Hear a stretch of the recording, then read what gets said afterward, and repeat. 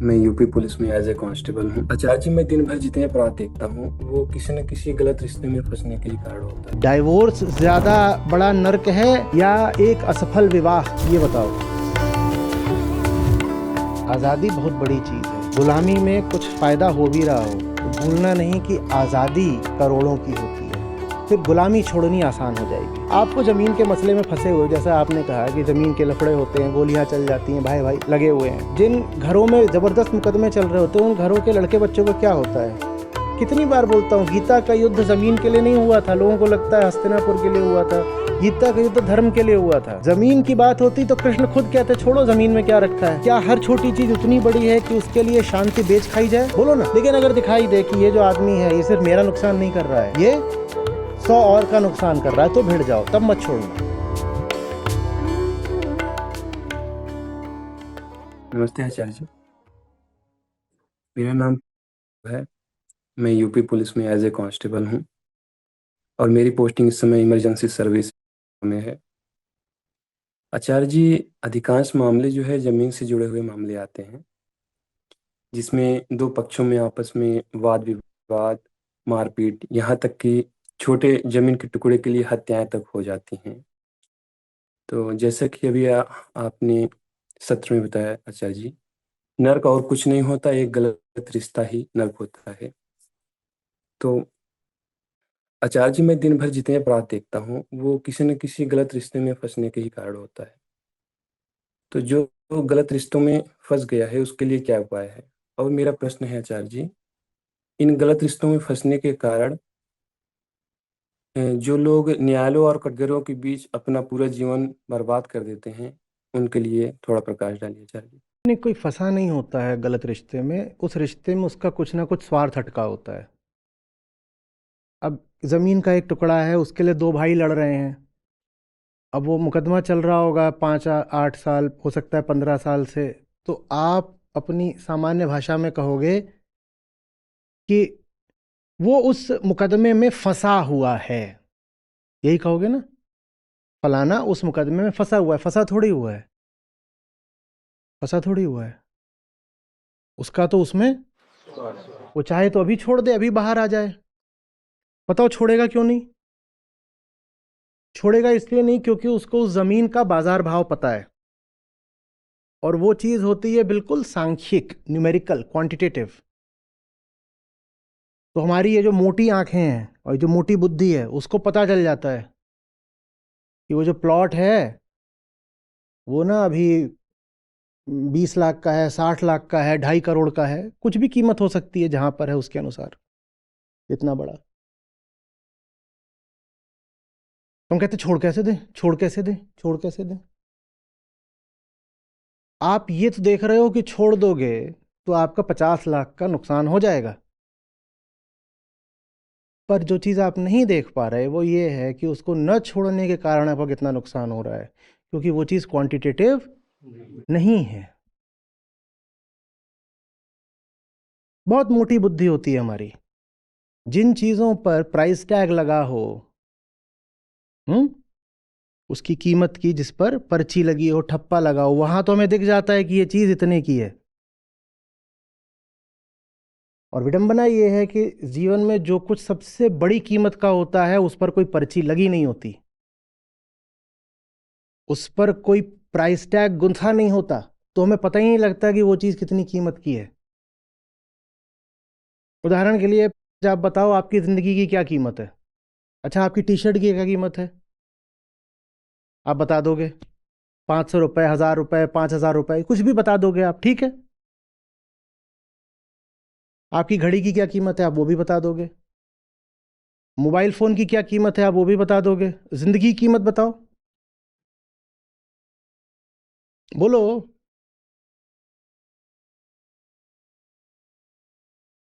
1500 की T shirt, 5000 की घड़ी, ठीक है।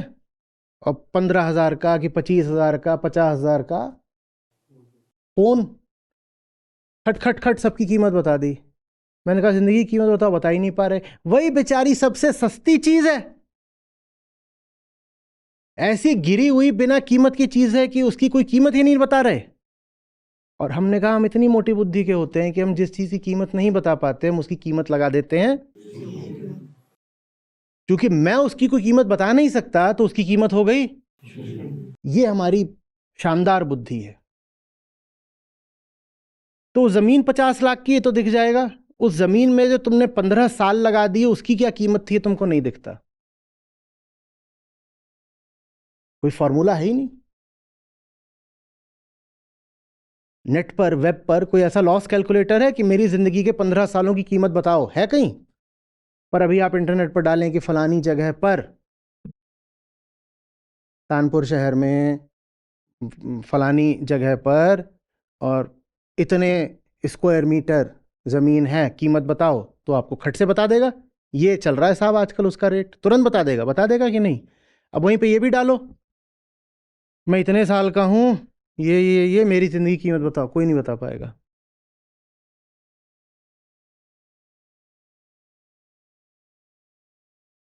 ये समस्या आती है। और अगर आपको दिखने लगे कि आपकी ज़िंदगी की क्या कीमत है, तो आपके लिए जहां फंसे हो उस जगह को छोड़ना बहुत आसान हो जाएगा, बहुत आसान हो जाएगा। छोड़ते इसीलिए नहीं हो क्योंकि मामला एक तरफा, एक पक्षीय है। बस ये दिखता है कि नुकसान कितना होगा, ये नहीं दिखता है कि न छोड़कर नुकसान कितना हो रहा है।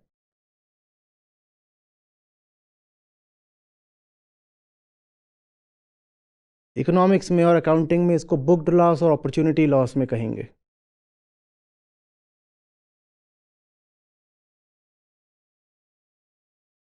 आ रही बात? यही चीज और सब रिश्तों में आती है, चाहे वो दोस्त दोस्त का रिश्ता हो, चाहे वो ये हो कि आप ट्रेन की किसी सीट पे फंस गए हो किसी बेवकूफ़ आदमी के बगल में, जो गंधा भी रहा है और कुछ कुछ बक भी रहा है और लगातार फ़ोन पे बात करे जा रहा है। एक आध दफ़े हुआ है, मैं जब स्टूडेंट था, मैं बेहतर समझता था वो सीट छोड़ देना, मैं जाके ट्रेन में दरवाजे पे खड़ा हो जाता था। कहता था ये तो दिख रहा है कि मैंने रिजर्वेशन कराया तो मैंने कितने की सीट छोड़ दी, और मुझे ये भी दिख रहा है कि वहाँ बैठ करके मैं कितने का नुकसान कर लेता। सीट छोड़ना छोटा नुकसान है, सीट पकड़े रहना बड़ा नुकसान है। मैं नहीं पकड़े रहूँगा, मुझे मंजूर है, मैं वहाँ जा करके खड़ा हो जाता था।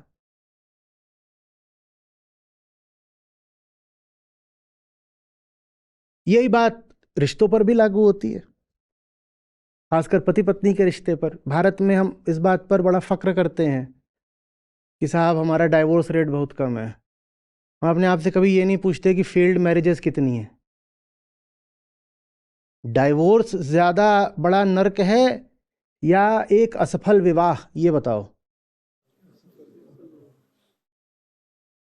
भारत में हो सकता है डाइवोर्स रेट पश्चिम से ज़्यादा ना हो, लेकिन भारत में असफल विवाह पश्चिम से बहुत ज़्यादा हैं। बताओ क्यों? क्योंकि वहाँ जब असफल विवाह होता है तो डाइवोर्स हो जाता है, यहाँ जब असफल विवाह होता है तो उसे ढोया जाता है।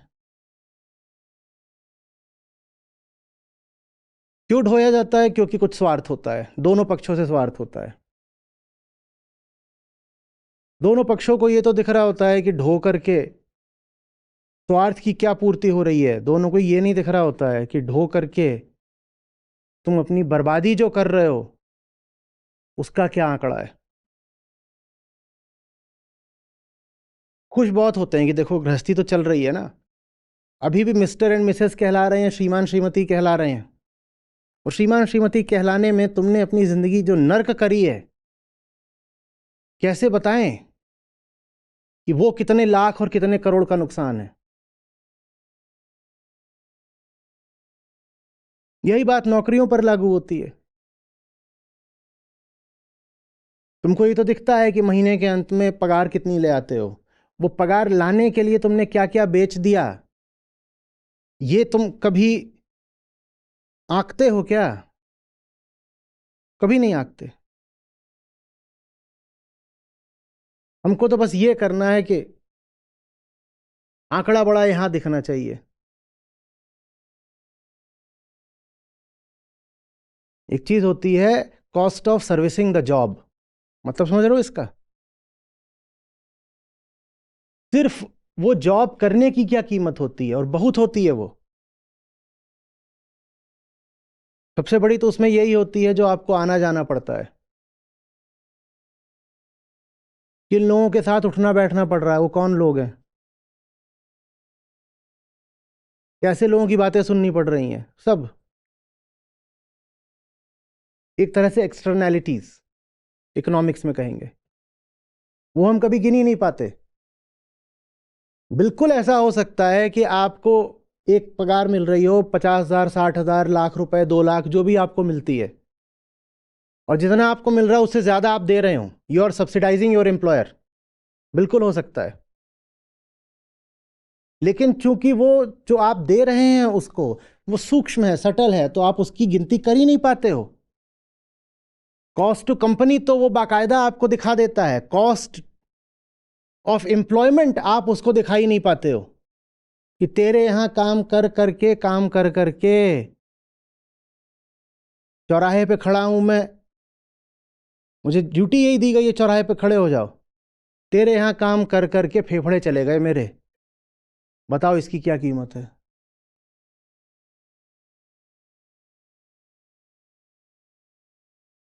इतने भयंकर तरीके से जहरीला तुम्हारे यहाँ माहौल है, क्योंकि तुम जो कंपनी चला रहे हो उसका उद्देश्य ही है लोगों को ठगना, या लोगों में लालच का संचार करना। कोई गहना बेचने की चीज चल रही है, कोई इंश्योरेंस बेचने की चीज, कुछ भी ऐसे ही चल रहा है, गंजे को कंघी बेचने का काम चल रहा है।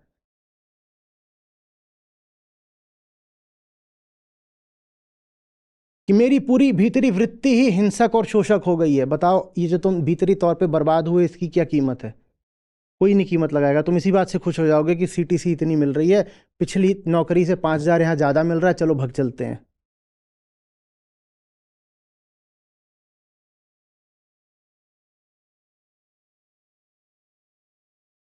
बात आ रही है समझ में। हम्म, एक बार ये दिखने लग जाए ना कि पूरे मामले में नेट कैश फ्लो किधर को है। मैं कैश फ्लो की बात इसलिए कर रहा हूँ क्योंकि हम हिसाबी किताबी लोग होते हैं, व्यापारी बुद्धि, इसलिए बोल रहा हूं। तो मैं आपसे कहूं कि शुभता का आकलन कर लो, तो आपको लगेगा ये कैसी इन्होंने मिस्टिकल बात बोल दी, शुभता कैसे। तो शुभता हटाओ, तुम कैश फ्लो ही देख लो।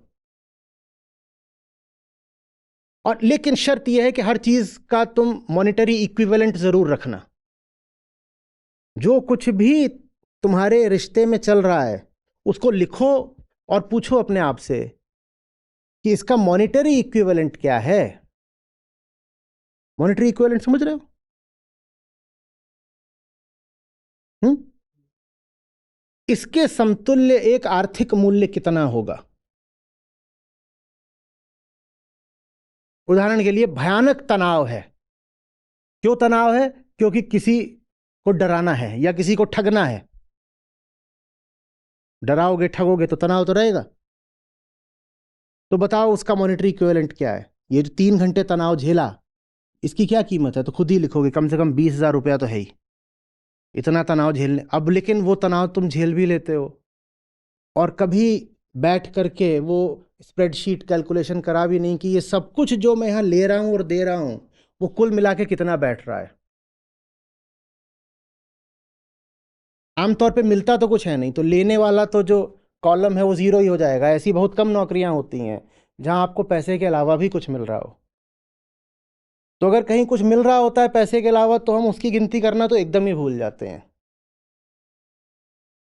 नाज के साथ कह सकता हूँ हमारी संस्था है ऐसी जगह जहां आपकी जो तनख्वाह होती है उससे 5 गुना आपको ज़्यादा मिल रहा होता है, लेकिन आप भी उसकी गिनती नहीं कर पाते हो, बिल्कुल भूल जाते हो।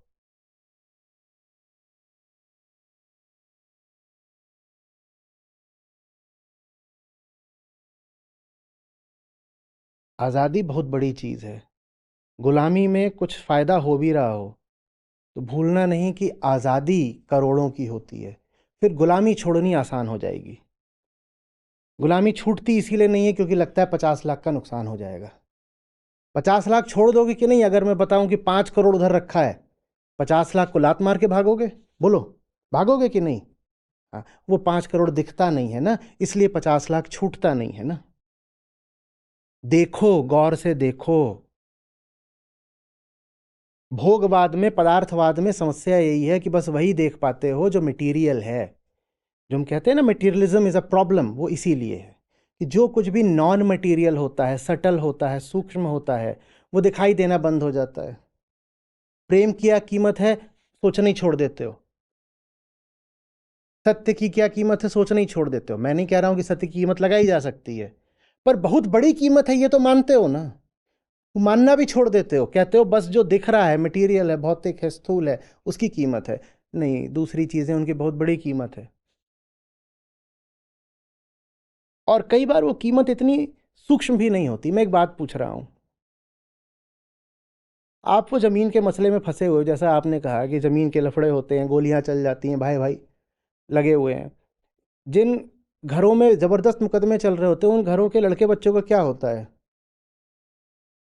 उन घरों की आधी या कम से कम तिहाई जो आमदनी हो तो वकील के घर जा रही होती है। जा रही होती है कि नहीं? दो चार लोग टेंशन से बीमार हो गए होते हैं तो डॉक्टर को पैसा जा रहा होता है।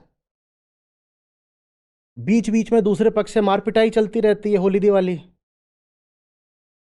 तो अस्पतालों में भी पैसा जा रहा है। चल रहा है ना। और माँ बाप का दिमाग लगातार इसी में लगा हुआ है कि मुकदमे में जमीन कब छीनेंगे। तो बच्चों की पढ़ाई लिखाई परवरिश पे कोई ध्यान दे रहा है? इन सब चीज़ों की क्या कीमत है? ये तुमने मुकदमा जीत लिया और तुमने अपने बच्चे हार दिए, इसकी क्या कीमत है? बोलो बोलो, क्या कीमत है?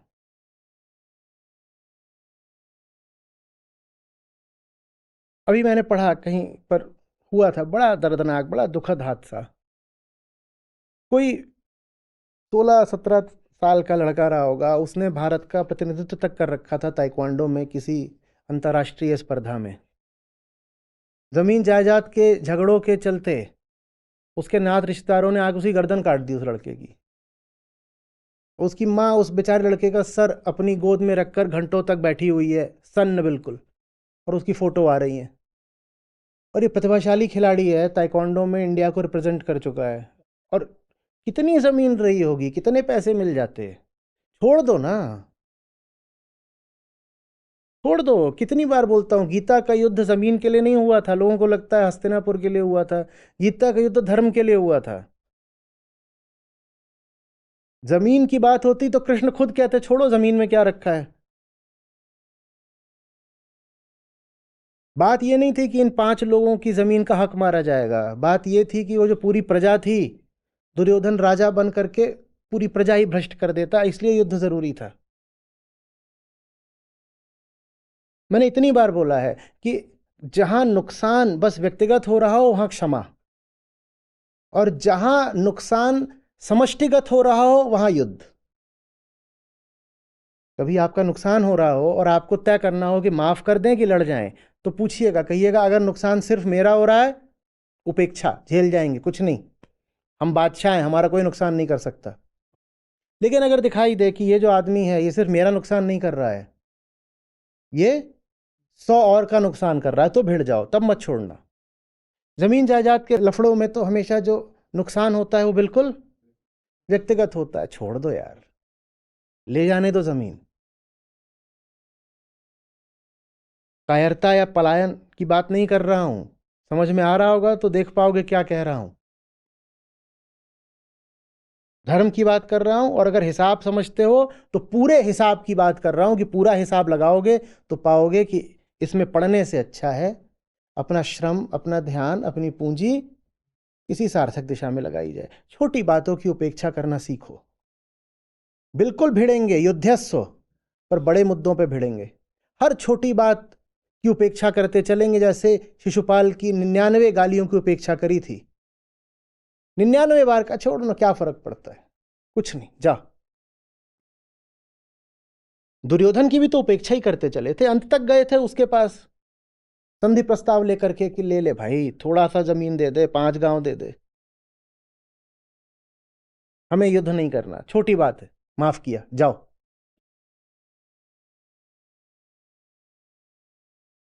हमारे लिए हर छोटी बात ऐसी हो जाती है कि अब इस पर अंगद का पांव जमा दिया है, युद्ध तो करेंगे ही करेंगे।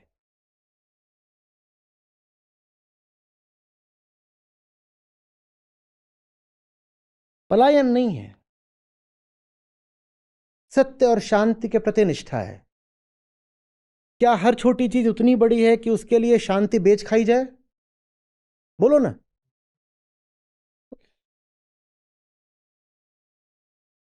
जब मैं पढ़ रहा था एमए में, तब भी सबैटिकल पर था सिविल सर्विसेज से, तो इस नाते वो मुझे यात्रा के लिए वारंट दिया करते थे। सरकार से मिलता था कि आप अगर कभी किसी सरकारी परिवहन से कहीं जाएंगे तो वो निशुल्क आपकी यात्रा होगी। अच्छी बात है।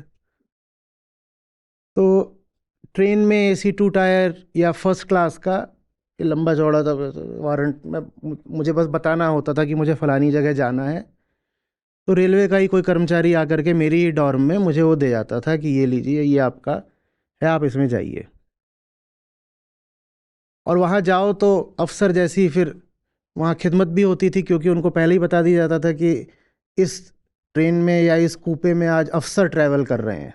अब हैं स्टूडेंट ही, और अब यूपीएससी वाले कर लिए हैं तो अफसर हो गए हैं। ठीक है, अच्छी बात। एक बार मैं वहाँ बैठा हुआ था, वो उस दिन वो एसी 2 टायर का था। अब उसमें जाने बारात की पार्टी उस दिन भर गई थी, जाने कौन थे लगे हैं शोर मचाने में, और उनकी हंसी खुशी ये वो, कोई अहमदाबाद से चले थे, कोई गुजराती पार्टी थी, बच्चों का भी हल्ला हुल्लोड़ ये वो। तो वहाँ पर जो उस दिन कर्मचारी थे, टीटी वगैरह थे, उन्होंने खुद ही देखा कि ये यहाँ बैठे हैं और ये सब चल रहा है, तो उन्होंने जाके चुप उप कराया। फिर वो मेरे सामने बेबसी से आके खड़े हो गए कि अब इनको कैसे बोले भाई, ये तो मैरिज पार्टी है, जो भी थी पुरानी बात, इनको कितना बोला जा सकता है, ये तो अपनी खुशी में है, जो भी खुशी होती है, तथाकथित खुशी, लोक खुशी।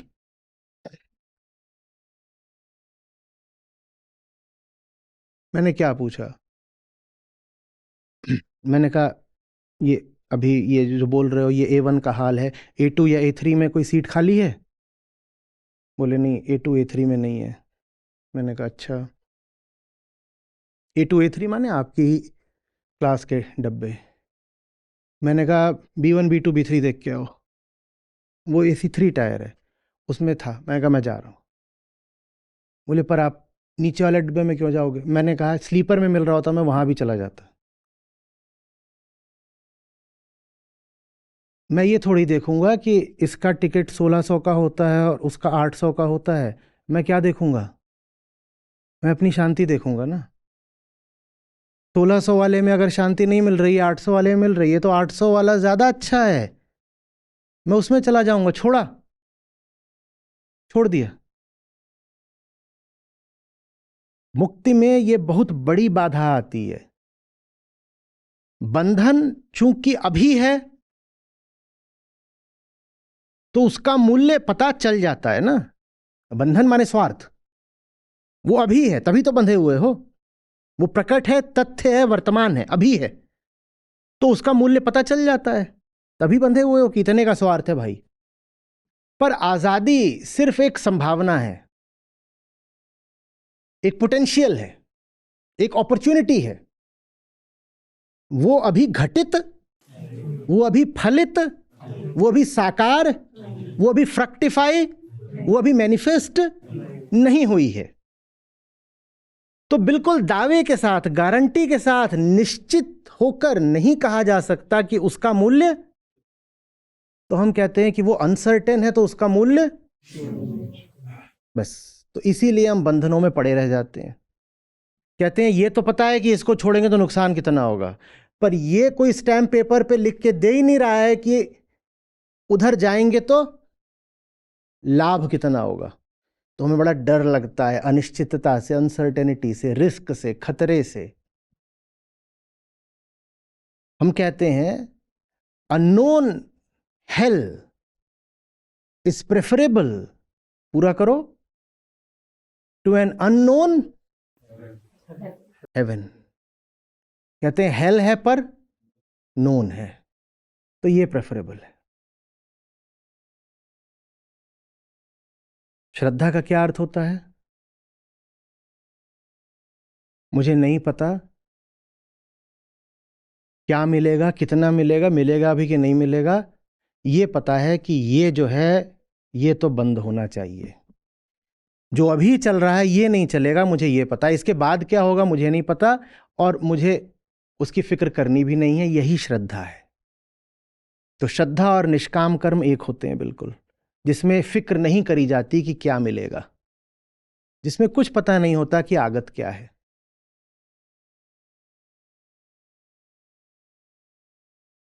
समझ में आ रही है?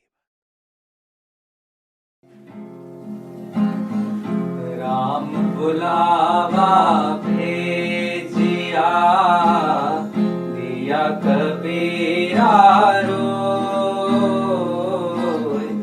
राम बुलावा भेजिया, दिया कबीरा रोय।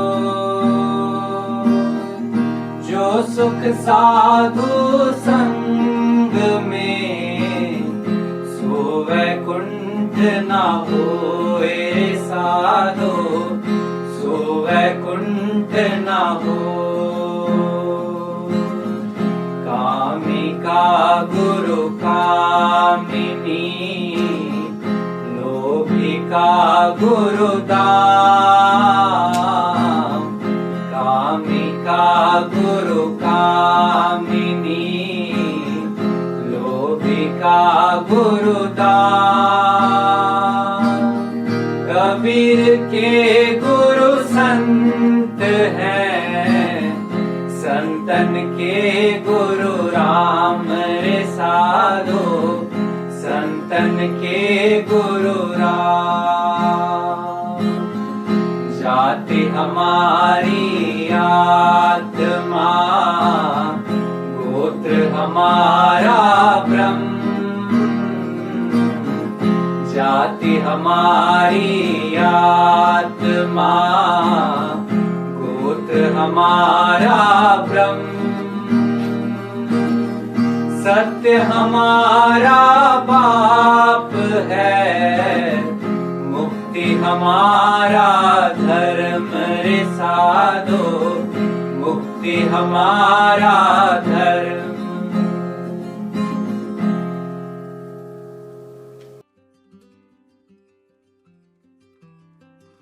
मैं गीता सत्रों से 4 महीने से जुड़ी हूँ। मेरा नाम आरती राठौड़ है और गीता सत्रों से जुड़ने के बाद मेरे जीवन में जो चेंजेस आए हैं मैं पहले वो शेयर करूंगी। मैं खुद को ज्यादा मतलब अब खुद के इमोशंस फीलिंग्स या कुछ जो प्रतिक्रिया उठते हैं खुद में वो देख पाती हूँ और अभी ज्यादा गुस्सा भी मतलब बंद ही हो गया। अभी मैं करती ही नहीं गुस्सा। अगर हो जाता है रिएक्शन तो फिर पॉज लेके फिर खुद पे वो अवलोकन करती हूँ कि ये क्यों हुआ, किसी प्रतिक्रिया से तो नहीं होता वो। और जो मेरे कर्म है वो अभी ऐसे नहीं कि अच्छा है तो ये करूंगी, बुरा है तो ये नहीं। तो अभी वो अंदर से उठते हैं, मतलब समझ से उठते हैं। जैसे जैसे गीता सत्र में कर रही हूँ और बहुत प्रतिशा भी कर रही हूँ, उनसे जो सीख रही हूँ मैं ट्राई करती हूँ कि मैं अपने जीवन में इम्प्लीमेंट करूँ।